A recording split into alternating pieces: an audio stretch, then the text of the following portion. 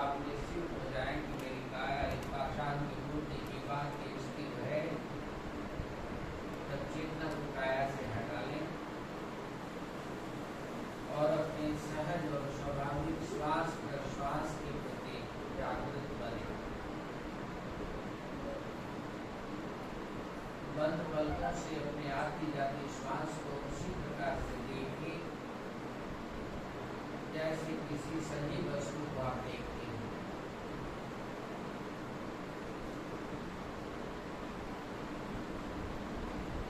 हर श्वास से प्रेम करें, हर श्वास की एकाग्रता को धारण करें। श्वास का ध्यान, प्राण का ध्यान, प्राण का ध्यान ईश्वर में।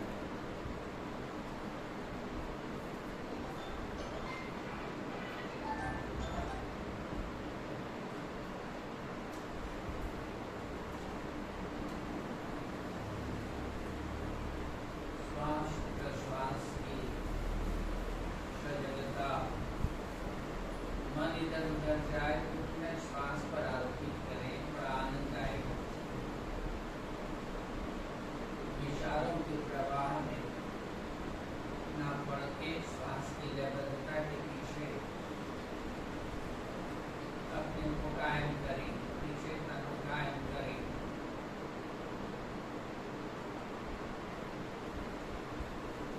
जब आप इससे भी निश्चित हो जाएं कि मैं प्रत्येक आने जाने वाली श्वास के प्रति सजग हूँ, तो चेतना को पुनः श्वास से भी हटा लें और अब आप अपनी चेतना को अपनी भूमध्य में धारण करें। भूमध्य में चेतना को धारण करें।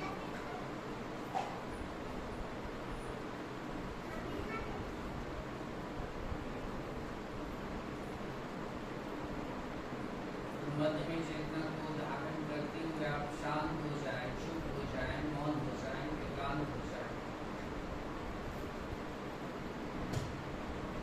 आप प्रस्तुत होने का प्रयास करें। सटीक शरीर, सहज श्वास, शांत मन, चेतना मध्य में एक छोटे से स्थान पर जहाँ टीका लगा, बिंदिया लगा,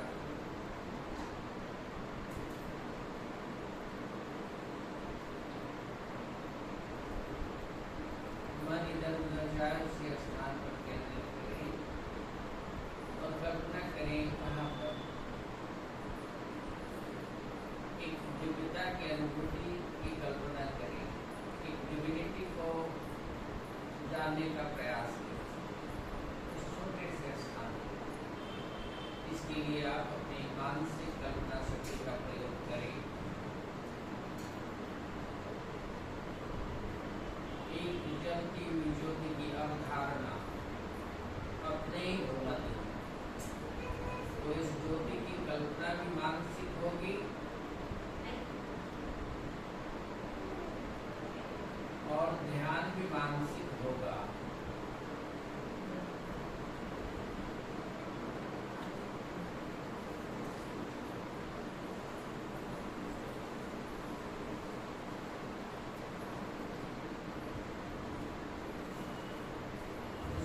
का ध्यान करते हुए 3 बार प्रणव मंत्र ओम का उच्चारण एक साथ करेंगे। लंबी गहरी श्वास अंदर लीजिए। ओम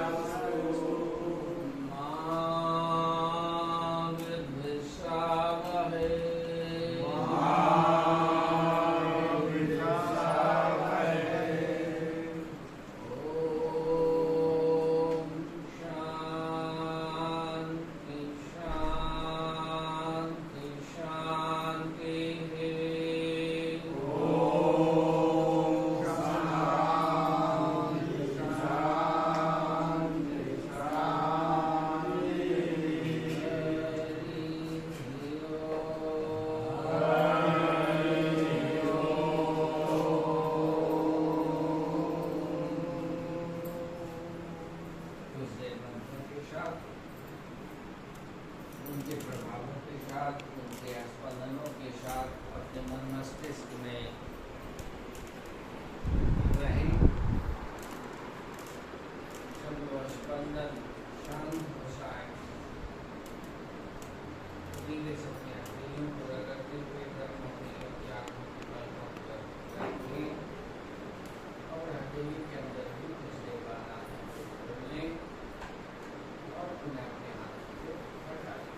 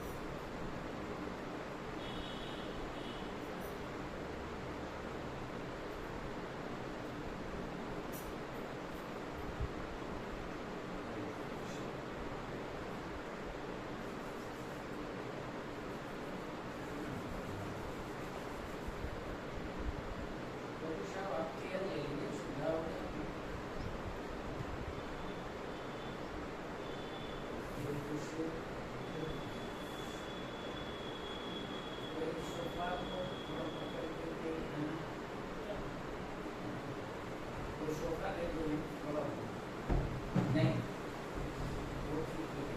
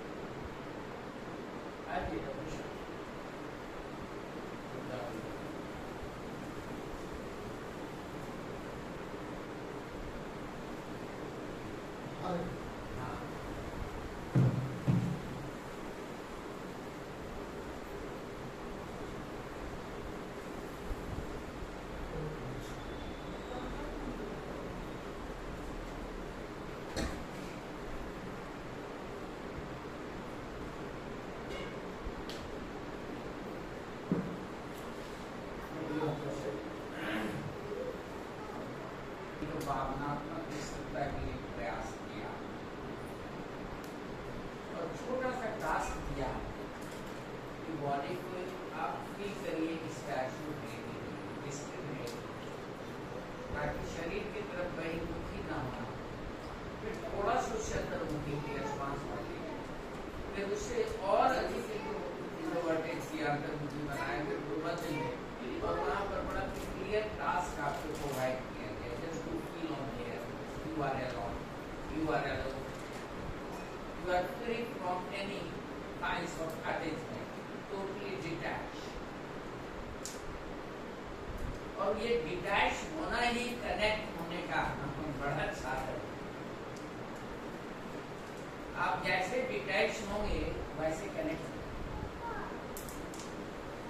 तो संसार आपको डिटैच होने नहीं देगा। और सामान्य तरीके से तो कोई नहीं हो सकता है, सामान्य तरीके से संभव नहीं।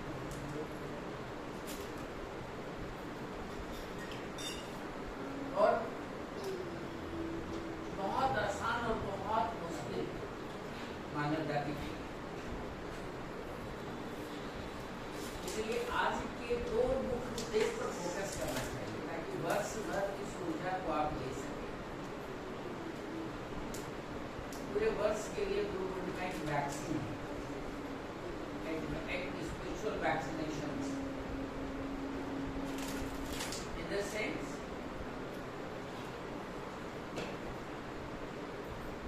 कि मेरे जीवन का पूरे ग्रंथों में, वेदों में मानव जीवन का मात्र एक उद्देश्य था और उसमें कोई विषयांतर नहीं, कोई कंफ्यूजन नहीं है, कोई कॉम्प्लिकेशन नहीं। हम पढ़ना नहीं चाहते, जानना नहीं चाहते, क्योंकि जैसे ही हम डिटैच होते हैं, एक छोटा सा बच्चा माँ बाप से डिटैच होकर फर्स्ट टाइम स्कूल जाने लगता है तो उसका देखिए क्राइम कैपेसिटी उसका चिल्लाने की, उसको डिटैच होने के पीछे क्या क्या वेदना हो, क्योंकि डिटैच होने पे हम अनसर्टिनिटी को देखते हैं अपनी बॉडी का, हम अपने को इनसिक्योर समझते हैं। स्वाभाविक भी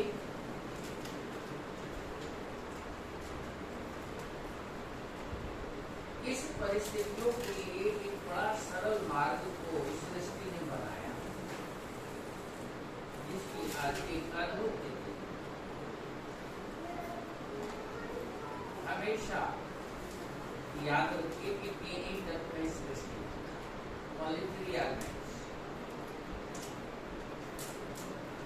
और उद्देश्य हमारा स्पष्ट मानव से महामानव बनना, बस इस पर कोई कंफ्यूजन नहीं, और किसी भी धर्मों में कोई मत की भी नहीं। मत तो तब होता है जब उसके अनुवाद में कोई कंफ्यूजन हो। रास्ते अलग हैं, मत अलग हैं, उद्देश्य मात्र सबका एक कॉमन है, मानव से महामानव।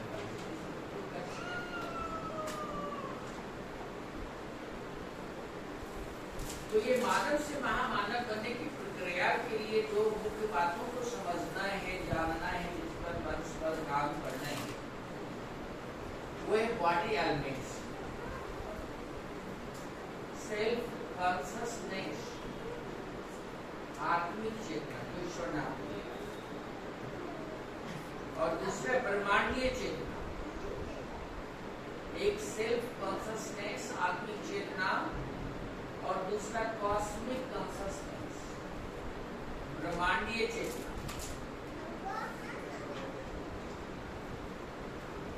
और तीसरा है गुरु एलिमेंट्स,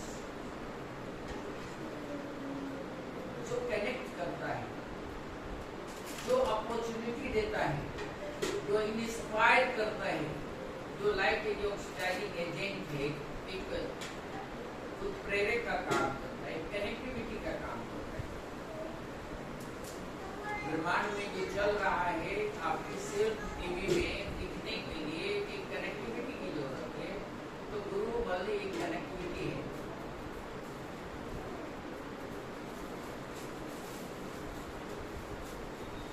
ये तो एक औपचारिकता है। इसके दोनों पहलुओं, आज के पूजन के दोनों पहलुओं को समझें।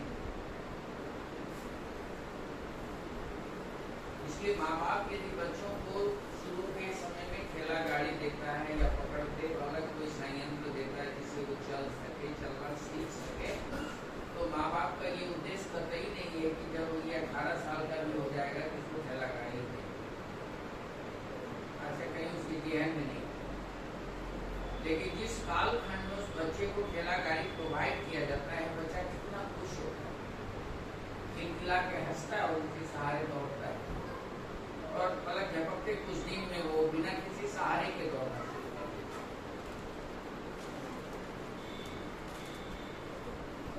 इसलिए हम अपने बौद्धिक स्तर से कभी कभी अध्यात्म के कीमती पन्नों को खो देते हैं। जब हम 2 अक्षर पढ़ लेते हैं तो हम अपना विकास नहीं करके कटाक्ष के पीछे, दर्शन के पीछे, तर्क के पीछे पड़ जाते हैं,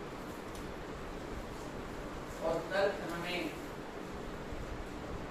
मंजिल तक पहुंचा सकता है कि तर्क हमें वहीं का वहीं कहा रखता है। इसलिए संसार में जो स्थूल पूजन है वो ठेला गाड़ी की भांति है। उस स्थूल पूजन के माध्यम से हम अपने उसका जो इंट्रैक्शन होता है, उसका जो प्रकटीकरण होता है, प्रतिक्रिया के विपरीत क्या होती है? प्रतिक्रिया होती है।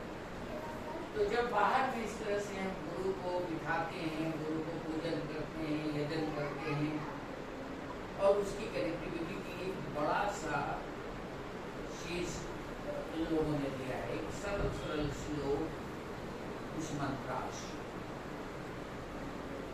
जो हमें एकाग्र होने में सहायक होती है। हमारी एकाग्रता के वो उपादान हैं, वो सारे कंपोनेंट्स हैं जो एकाग्रता के लिए एकाग्र तो आपको होना है, लेकिन उसके लिए संजोग पैदा करती है। तो तीन तत्व क्लियर हो गया, आत्म तत्व, ब्रह्मांडीय तत्व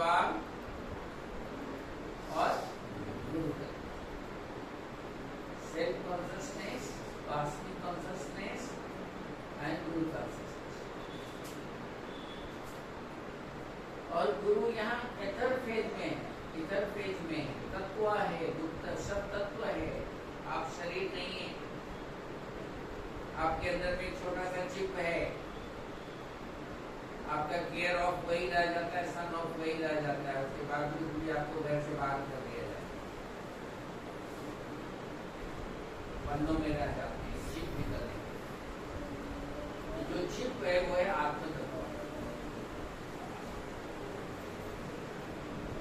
और भौतिक प्रक्रियाओं के माध्यम से हमने जो प्राप्त किया, ये आज की तारीख में जानना अति आवश्यक है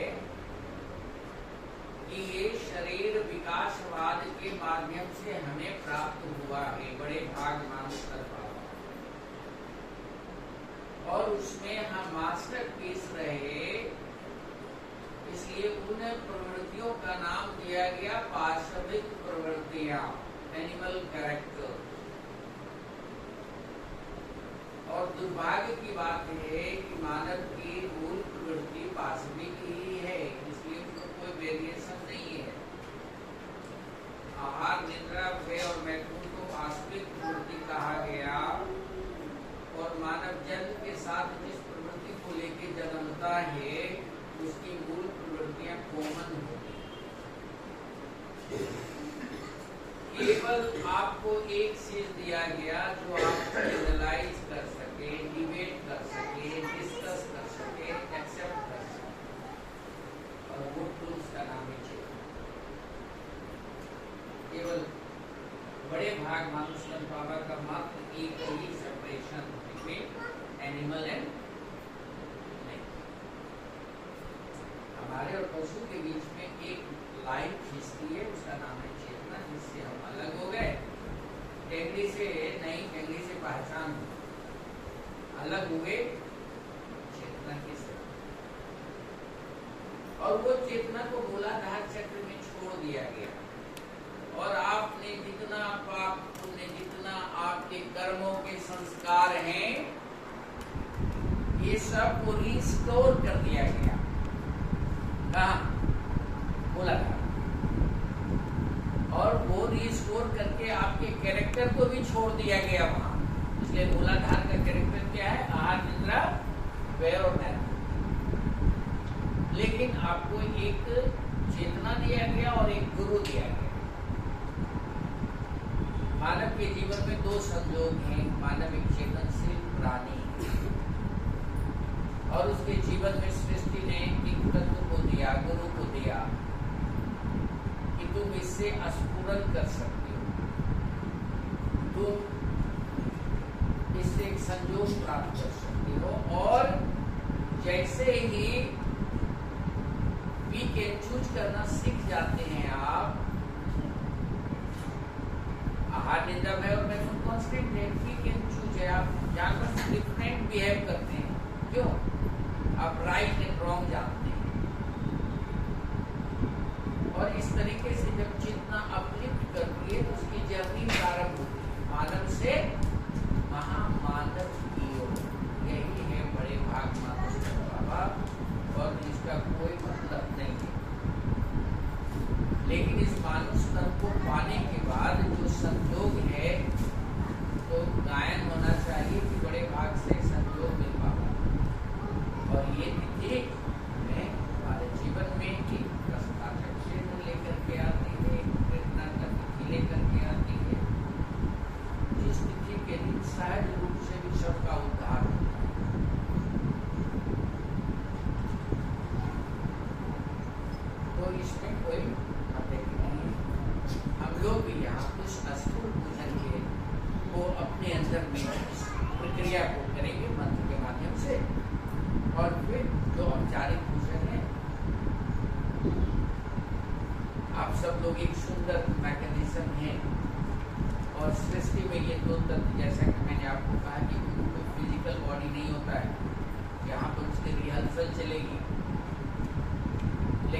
इंडिया कहीं और होती थी, स्वाभाविक है। टीवी हम लगाएंगे, उसको बोल ये करेंगे, उसको ट्यून करेंगे, लेकिन वो प्रक्रिया तो ऑलरेडी पहले से थी। हम केवल कनेक्ट होते हैं। हम हमेशा करते हैं कि इसमें दुनिया का सब टेलीविजन वेव्स होगा कि नहीं है, इस हॉल में सारे रेडियो वेव्स ऑलरेडी यहाँ मौजूद हैं। इसमें कहाँ कोई शक है। 100 चैनल टहल रहा होगा, उस तरह के आपके आसपास टहल रहे हैं, लेकिन आपको क्या आवश्यकता है। लेकिन जब एक खास मैकेनिज्म को आप यहाँ उठा के ले आते हैं, चाहे टीवी हो चाहे रेडियो हो, और उसको खास जगह पर रख करके उसकी खास शर्तों का पालन करते हैं। खास शर्तों का मतलब रेडियो 1 लाख का हो और बंद बजेगा कभी, रेडियो 1 लाख का हो और बैटरी भी हो, खुला हुआ भी हो और ट्यून नहीं हो, बजेगा कभी।